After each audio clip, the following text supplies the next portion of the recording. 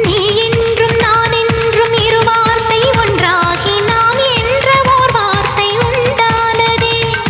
ஆண் என்றும் பெண் என்றும் இரு வார்த்தை ஒன்றாகி ஆள் என்ற ஓர் வார்த்தை உண்டானதே. காதல் என்ற மந்திரத்தின் மாயம் என்ன, கல்லும் முள்ளும் இப்போது பூவானதே. வானவில்லின் துண்டொன்று மண்ணில் வந்து யாருக்கும் சொல்லாமல் பெண்ணானதே. தென்மேற்கு பருவ